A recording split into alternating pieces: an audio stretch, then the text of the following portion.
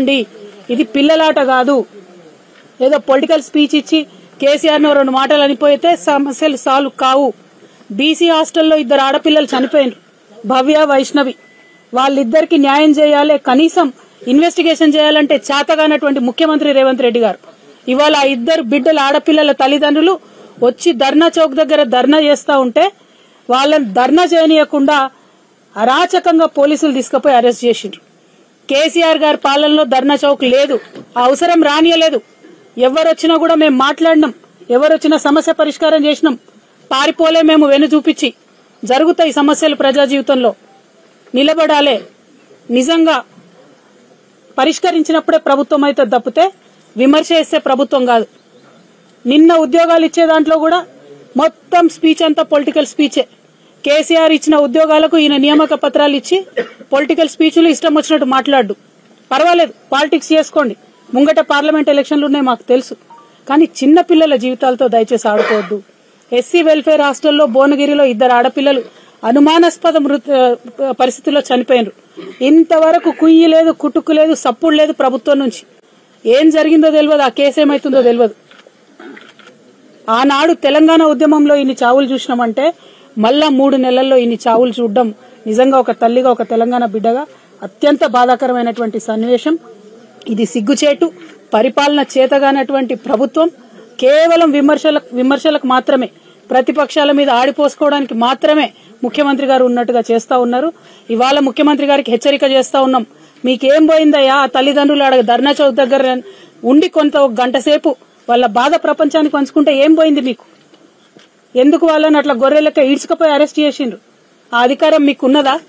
ఇదేనా ప్రజా తెలంగాణ? దీనికోసమేనా మీకు అధికారం మార్చింది? మార్పు కావాలి అంటే ఇదేనా మీరు చూపించే మార్పు? కనీసం చేత కదా రివ్యూ చేయడం పరీక్షలు ఉన్నటువంటి సందర్భంలో. మేము ఇవాళ నిజామాబాద్ జిల్లా కలెక్టర్ గారిని, జిల్లా సిపి గారితో నిన్న మాట్లాడడం జరిగింది. డిమాండ్ చేసినాం మేము, మీరు ఎట్టి పరిస్థితులలో కొత్త వాచ్మెన్లు ప్రభుత్వం ఏర్పాటు చేసేంత వరకు ఒక హోంగార్డ్ అన్నా, పోలీస్ కానిస్టేబుల్ అన్నా జిల్లాలో ఉన్న అన్ని ఎస్సీ బీసీ వెల్ఫేర్ హాస్టల్స్ లో పెట్టండి. పిల్లలు పరీక్షలు రాస్తున్నారు, ప్రెజర్ లో ఉంటారు, టెన్షన్ లో ఉంటారు, చిన్న గొడవలైతే. ఇవాళ 8 మంది పిల్లల జీవితం ఆగమైంది చిన్న గొడవకి. అలా కాకుండా చూసుకోవాల్సిన బాధ్యత దయచేసి జిల్లా కలెక్టర్ల మీద ఉంటది. ఖచ్చితంగా జిల్లా కలెక్టర్లు ఎక్కడెక్కడైతే వాచ్మెన్లు లేరో మీరు రివ్యూ చేయండి.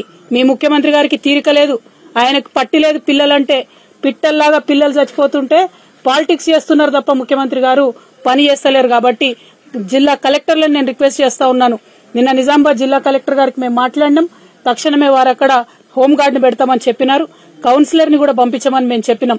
అదేవిధంగా ఇప్పుడు మేము వెళ్ళొచ్చినటువంటి కుటుంబం మన చాలా పేద కుటుంబం, తండావాసులు, భూమి కూడా లేనటువంటి గిరిజన కుటుంబం. కాబట్టి స్పెషల్ కేసు కింద ఆ ఇంట్లో తల్లికి పెన్షన్ ఇవ్వవలసిందిగా మేము డిమాండ్ చేస్తా ఉన్నాం.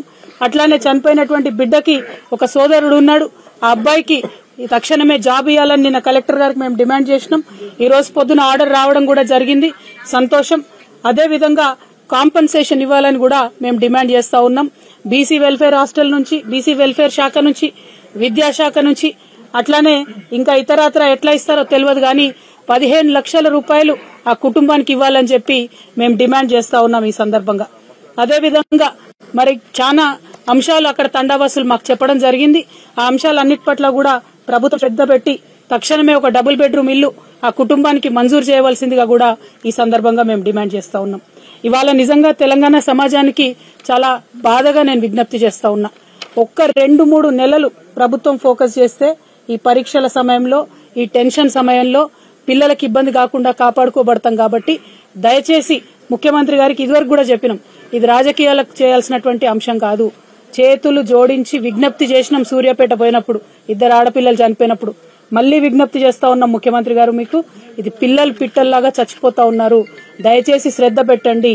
మీకు విద్యాశాఖ మంత్రి లేడంటే బాధ్యత ముఖ్యమంత్రి గారిదే ఉంటది, తక్షణమే రివ్యూ చేయండి అని మరొకసారి డిమాండ్ చేస్తూ, ఈ విద్యార్థులందరినీ కూడా వారి భవిష్యత్తుని మరి పనంగా పెట్టి పేరెంట్స్ అందరు కూడా పంపించారు. కాబట్టి ఆ హాస్టల్స్ లో పరిస్థితులు తక్షణమే మంచిగా కావాలని చెప్పి కోరుకుంటూ, దానికి మా ప్రజాప్రతినిధులు, ఇదివరకు మాజీ శాసనసభ్యులు అందరు కూడా సహకరిస్తారు. ఇక్కడ సురేందర్ అన్న నాకు తెలుసు, తను న్యూ ఇయర్ అయితే కూడా ఆఖరికి పోయి బీసీ ఎస్సీ ఎస్టీ వెల్ఫేర్ హాస్టల్లో సెలబ్రేట్ చేసుకున్నటువంటి వ్యక్తి, అంత ప్రేమగా తన నియోజకవర్గంలో ఉన్నటువంటి హాస్టల్స్ ని చూసుకున్నటువంటి వ్యక్తి. అదేవిధంగా మా ముజీబన్న కావచ్చు, మా వేనన్న కావచ్చు, ప్రభాకర్ రెడ్డి అన్న కావచ్చు, వీళ్ళందరూ కూడా నిరంతరం హాస్టల్స్ కు వెళ్లి చూస్తున్నటువంటి వారు. మరి వారందరికీ కూడా నేను విజ్ఞప్తి చేస్తా ఉన్నాను, మనం ప్రతిపక్షంలో ఉన్న ప్రభుత్వంలో ఉన్న బీఆర్ఎస్ పార్టీ కార్యకర్తలం అంటే నిరంతరం ఉద్యమ నాయకులం కాబట్టి, ప్రజలతో ఉంటాం కాబట్టి మన బాధ్యతగా ఈ ఎగ్జామ్స్ టైంలో పిల్లలకు మీరందరూ కూడా దయచేసి అండదండగా ఉండాలని చెప్పి నేను ప్రత్యేకించి విజ్ఞప్తి చేస్తూ, మరి ఇంకా ఎందుకులేనా రాజకీయం, వాళ్ళు ఎల్లారెడ్డి ఎమ్మెల్యే గారు రావడం లేదని మా జిల్లా అధ్యక్షుడు గారు గుర్తు చేస్తా ఉన్నారు. మరి యథా రాజా తదా ప్రజ అన్నట్టు ముఖ్యమంత్రి గారికి ఎన్నిసార్లు విజ్ఞప్తి చేసినా రివ్యూ చేసుకోలేదు. ఎమ్మెల్యే గారు కూడా మరి అట్లనే ఉన్నారు. ఇప్పటికన్నా కొంచెం శ్రద్ధ పెట్టండి, ఈ పరీక్షల కాలంలో పిల్లల మీద ఆలోచన చేయండి అని చెప్పి ఈ ప్రభుత్వానికి మేము రిక్వెస్ట్ చేస్తా ఉన్నాం. Thank you. జై తెలంగాణ. మోడీ గారు మా పెద్దన్న అని చెప్పి నిన్ననే ముఖ్యమంత్రి గారు అన్నారు. ఆయనకు గత ఆర్ఎస్ఎస్ రూట్స్ అన్ని కూడా గుర్తొచ్చినట్టున్నాయి. అందుకే మోడీ గారు మా పెద్దన్న అని చెప్పి ముఖ్యమంత్రి గారు అన్నారు. నిజంగా అనడానికి కనీసం కొంచెమన్నా బాధ ఉండాలి. ఎందుకంటే మొన్ననే బడ్జెట్ పెడితే ఒక్క రూపాయి ఇవ్వలేదండి బీజేపీ. ఒక్కటంటే ఒక్క రూపాయి కేంద్ర ప్రభుత్వం తెలంగాణకి ఇవ్వలేదు. అట్లా ఒక్క రూపాయి ఇవ్వని వాళ్ళు పెద్దన్నలు ఎట్లయితారో ఇక మరి వాళ్ళకే తెలవాలి. పొలిటికల్ అండర్స్టాండింగ్ ఉంది కాబట్టి పెద్దన్న అన్నారని మేము అనుకుంటున్నాం.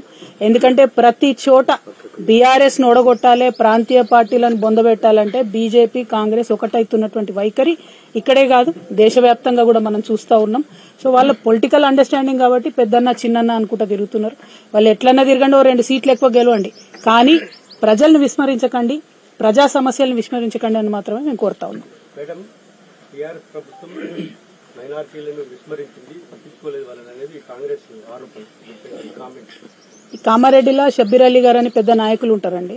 వారు కూడా ఇవాళ కేసీఆర్ గారి మీద కూడా ఏదో స్టేట్మెంట్ ఇచ్చారు, నేను చూసిన. केसीआर साहब बहुत मीठे बातें करके माइनॉरिटियों को गुमराह करे बोल के उन्होंने स्टेटमेंट दिए. मैं शब्बीर भाई से यही पूछना चाह रही हूँ, शब्बीर भाई आप याद करिए, माइनॉरिटी डिक्लेरेशन करके आप दिए, उसमें क्या दिए शब्बीर भाई? माइनॉरिटियों के लिए अलग से 1.5 लाख शादी मुबारक देते, ऊपर से 1 तोला सोना देते बोल के बोले. आज तक किसी शादी में जाके कांग्रेस पार्टी की तरफ से एक भी चेक दिए क्या? 1 तोला सोना किसी को दिए क्या? माइनॉरिटी डिक्लेरेशन में जितने भी इश्यूज बोले, इमामों को मौजनों को तनख्वाह देते बोले, बढ़ाते बोले, बच्चों को सेपरेट स्कॉलरशिप देते बोले, 4000 करोड़ बजट में रखते बोले, कितना रखे है ना? 2000 करोड़ भी पूरा नहीं रखे. और शब्बीर भाई उल्टा आज भी केसीआर साहब के ऊपर रो रहे. मैं बोल रही हूँ ना साहब, इनको हजम नहीं हो रही है चीज की, सरकार में आए कैसे? अभी तक वो खुद हैरान है कि हम लोग सरकार में हैं. अभी तक ऑपोजिशन पार्टी के जैसा इनका रवैया है, ऑपोजिशन पार्टी के जैसा इनका बर्ताव है, जिसकी वजह से लोगों को बहुत ज्यादा नुकसान हो रहा है. यही हमारा कंसर्न है. माइनॉरिटियों के वास्ते हमेशा केसीआर हमदर्द रहे हैं. बीआरएस पार्टी माइनॉरिटियों के वास्ते काम करने वाली पार्टी है. आगे चल के भी हमारा रवैया वैसे ही रहेगा. Thank you. What is it? Congress government trying to implement the LRS. Well, అంతకుముందు ఎల్ఆర్ఎస్ ఇంప్లిమెంట్ చేస్తాము అని చెప్తే కోర్టుకు పోయి మరి ఆపినటువంటి నాయకులు కాంగ్రెస్ పార్టీ నాయకులు. ఆనాడు ఏమన్నారు? నో ఎల్ఆర్ఎస్ నో బీఆర్ఎస్ అన్నారు. ఇవాళ మేము చెప్తా ఉన్నాము, ఎల్ఆర్ఎస్ కి మీరు 0 అంటే డబ్బులు తీసుకోకుండా ల్యాండ్ రెగ్యులరైజేషన్ స్కీమ్ వేల సంఖ్యలో ఏవైతే అప్లికేషన్స్ ఉన్నాయో వాళ్ళకి తక్షణమే ప్రజా సౌకర్యార్థం ఎల్ఆర్ఎస్ ఇంప్లిమెంట్ చేయాలని చెప్పి మేము డిమాండ్ చేస్తా ఉన్నాం. మా గౌరవ పార్టీ అధ్యక్షులు నిన్న పిలిపించారు. రేపు బీఆర్ఎస్ పార్టీ నుంచి అన్ని మున్సిపాలిటీలలో కూడా రాష్ట్ర వ్యాప్తంగా ధర్నా చేయబోతా ఉన్నాం. కామారెడ్డిలో ఉన్న మన 3 మున్సిపాలిటీస్ కలుపుకుంటే కామారెడ్డి జిల్లాలో మనకు 21,000 అప్లికేషన్లు ఎల్ఆర్ఎస్ కోసం పెండింగ్ లో ఉన్నాయి. ఆ 21,000 అప్లికేషన్స్ కూడా తక్షణమే పరిష్కరించాలని, అసలు 1 రూపాయి కూడా ప్రజల దగ్గర తీసుకోకుండా పరిష్కరించాలని మేము ఈ ప్రభుత్వాన్ని డిమాండ్ చేస్తా ఉన్నాం. ఆనాడు మీరు చెప్పిందే మీకు ఇవాళ చెప్తా ఉన్నాం, నో ఎల్ఆర్ఎస్ నో కాంగ్రెస్ అనే పరిస్థితి వస్తుంది పార్లమెంట్ ఎన్నికలలో. కాబట్టి ఖచ్చితంగా 0 రూపాయలతోని ఎల్ఆర్ఎస్ మీరు చేయాలని చెప్పి డిమాండ్ చేస్తా ఉన్నాం. దానికి సంబంధించి రేపు రాష్ట్ర వ్యాప్తంగా ధర్నా జరుగుతుంది. మన కార్యకర్తలు నాయకులందరూ కూడా ప్రజల పక్షాన నిలబడి ఈ ధర్నాను విజయవంతం చేయవలసిందిగా నేను రిక్వెస్ట్ చేస్తా ఉన్నాను. Thank you. జై తెలంగాణ.